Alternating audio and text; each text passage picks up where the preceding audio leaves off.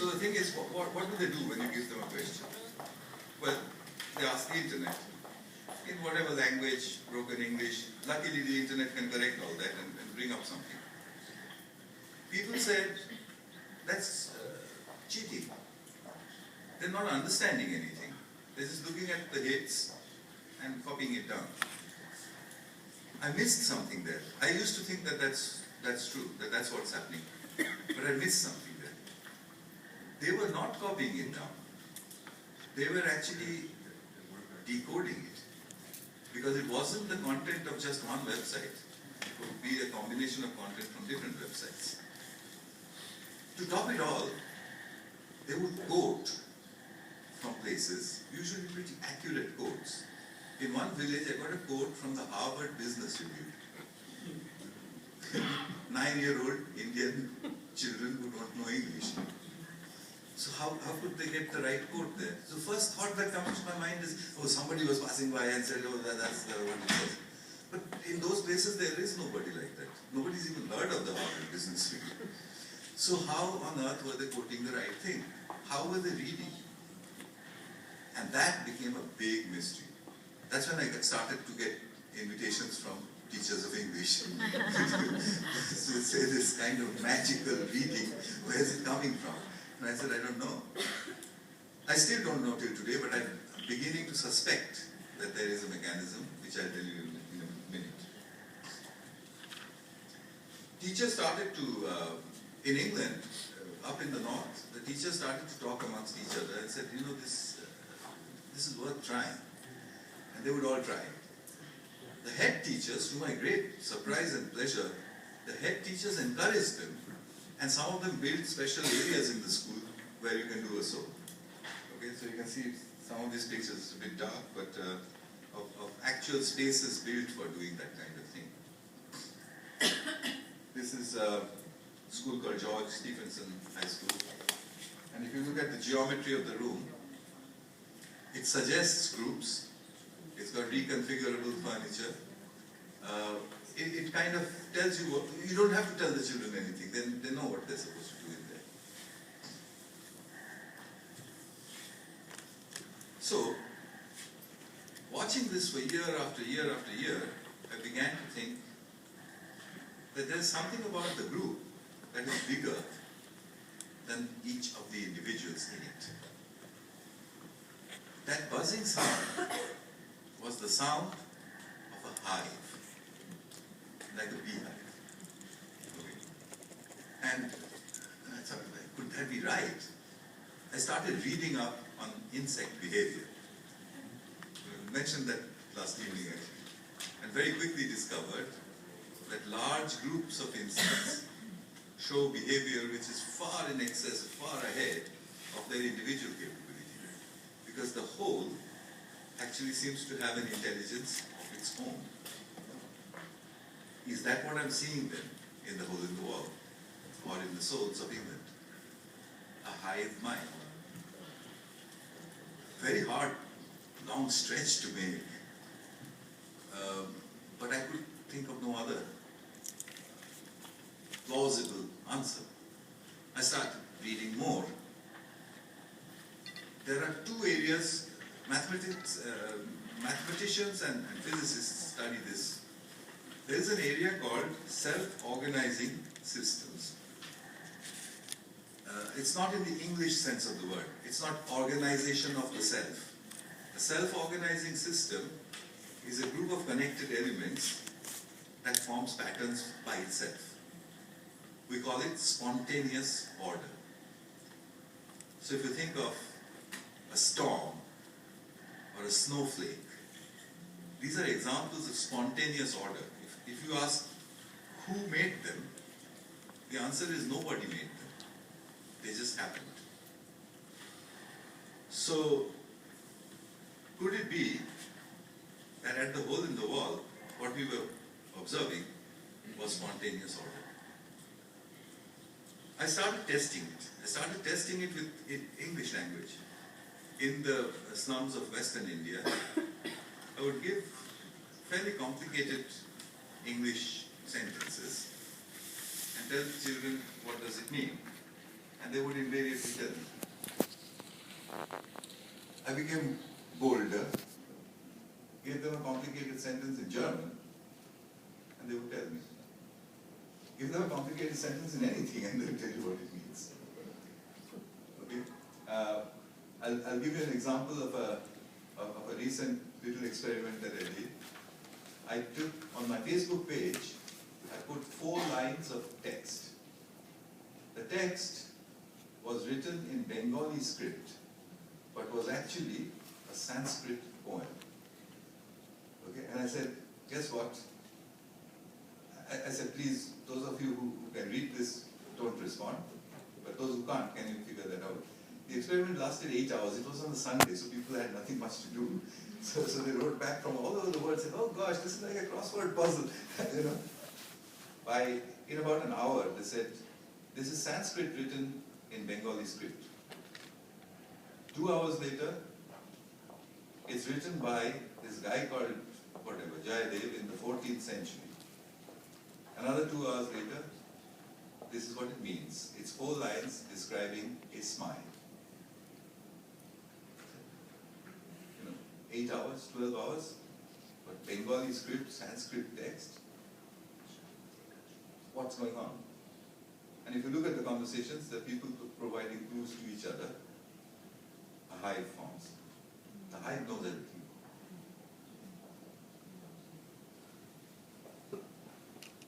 So what's a soul? A soul is basically a mildly chaotic situation that you create. You create as in you allow it to happen. And children love making a noise anyway. So if you just tell them that you can talk as much as you like, you do whatever you want, you can run around the place, you can see what other people are doing, everything is allowed. I just need the answer to this question. If you want to make it really interesting, I've started doing something quite recently now, which is after I give them their 4-5 computers, I give them the question and say, do you know the answer to this? Well, guess what? We don't have enough time for everybody to make a presentation. So I want one answer from the room. This seems to disturb the children. Okay? So one answer. Who? So I said, I don't know. I don't know you. So you decide who's going to give that answer. And you have to all agree that what she is going to say is the answer. Now they're really silent. Okay? I think they find it hard to do that. So to make things lighter, I said that, you know, it's got a long name. It's called consensus of opinion. And guess what? Grown-up people are particularly bad at it. So now they laughed and said, yeah, we'll do it. You know? And then they did. It's wonderful to watch how the information flows, how it's distilled, and how the presenter emerges. So you give them a big question. A student in Newcastle University wrote a program to track the word soul and teacher on Twitter and plotted it on a world map. And to my great surprise, this is what emerged. So it had gone viral from 2013 onwards, and it appeared on every continent. Was it done exactly how I'm describing it? I don't know. I haven't met any of these people, many of them. But teachers try it. I think out of curiosity.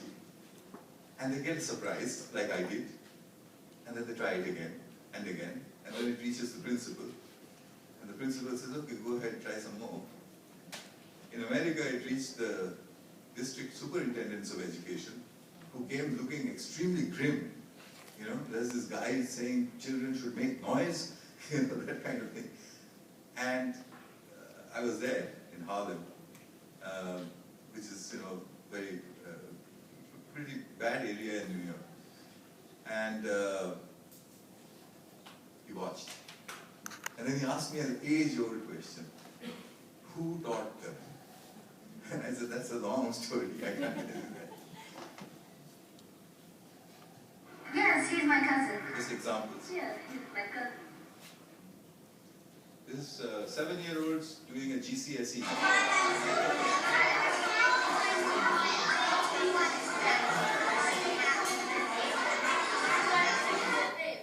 Was Paul Cézanne. I think Cézanne was his second name and Paul was his first name.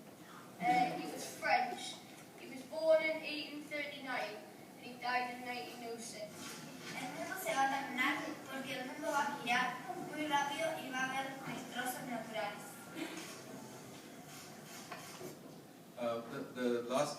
from Uruguay, so I don't know what she's saying actually. But I got that clip for you because you might have noticed the gesture she made at the end. It's a very common gesture in the soul with young children. They'll say, when they're describing something, and they'll finally turn to the teacher and do that. Okay? It's the learner's victory. You didn't know that, did you?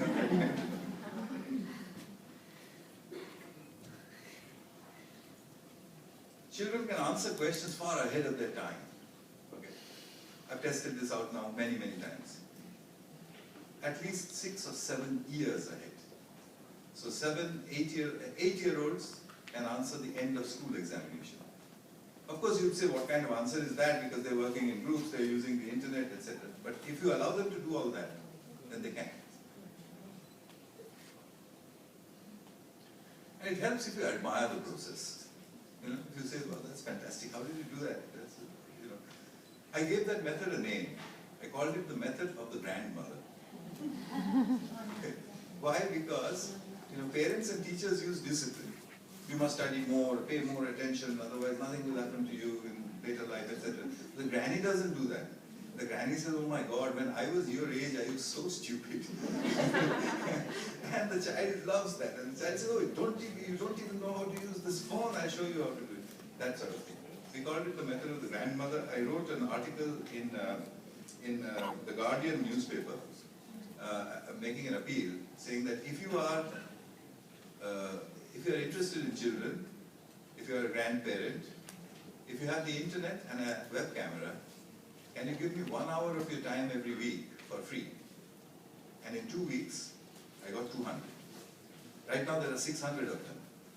Okay, I know more British grandmothers than anyone in New Zealand. Okay. Actually, that's a joke. They're not all grandmothers. There are men and women, there are young men, young women, but they're all called grannies. The youngest I have is 16 years old, and it's a male, he, but he's called a granny. Okay. What do I do with the granny cloud? Well, I solved my slum problem. I can beam them. I can beam them wherever I want. I can beam them to places where good teachers cannot or do not want to go. And then I tell the teachers, don't teach. Because it's terribly boring to have a talking head on the screen. What you do is have a conversation. And that's what they do. And they blog about it. It's very easy to find on the web. They are called the Granny Cloud. Okay? So if you look for Granny Cloud on the web, you'll find their blogs. And they're wonderful blogs. So, typical session. A granny says, I prepared all day long with a story. Today I'm going to read them a story. She's connecting with India, 5,000 miles away. Okay, children, would you like to listen to a lovely story? The children said, no. So she says, well, okay, then would you like to read me a story? No. So what do you want to do? So the children, are you using a laptop to connect? Yes. Is it charged? Yes. But disconnect it from the charger and show us what's in your fridge. Take the laptop there and show us what's in your fridge. She said, I spent all afternoon talking about supermarkets. But that's how a granny session goes. They're called granny sessions. And one of the grannies put it very beautifully. She says, a session is not a lesson. Here's an example. You can't catch me. I'm the gingerbread man. Well done, very good. Even if I say so myself, those children can't speak a word of English otherwise. But the session ended with a very nice question, which I don't have on this video. Expected question. Ma'am, what exactly is gingerbread?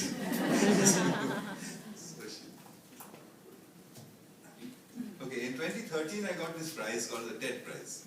And I proposed to do an experiment, a 3-year-long experiment, to build 7 facilities, each place bringing 2 ideas together. The idea of the soul and the idea of the granny cloud. You bring them both together and call it the school in the cloud. I would build 7 of them, 5 in India, ranging from the extremely remote parts of India, no electricity, no healthcare, no nothing, through to urban middle-class Britain, where I would build 2. And over a 3-year period, I would try to find out what happens, where do the children go if you give them that. So I built those. That experiment just got over in November last year. So this, for example, is one from rural Bengal. So nothing very remarkable inside, just some screens, group seating, the usual stuff that I told you. The only remarkable thing inside is, well, there's no teacher. That's Harlem. Okay, one of the cheapest designs that they did over there, and incredible progress. This is a village called Newton Aycliffe in County Durham in northern England. This is the latest one I did in a village called Daskara, the smallest of the lot, 15 feet by 15 feet hexagonal structure that can take about 16 children at a time. All glass. So you can see it from far away, you can see everything that's happening inside. These are just pictures of what happens inside. I'll tell you briefly, because I'm taking too much time on this, that the whole process of downloading games, which in 1999 used to be a month, has shrunk to 30 minutes. Okay, that's the effect of the 16 years, or 18 years. This is a school in Goa, India, which is based entirely on souls. They had a shortage of teachers, so this very brave woman said, I'm going to get two or three teachers, everything else will be sold. So what does the data say, finally?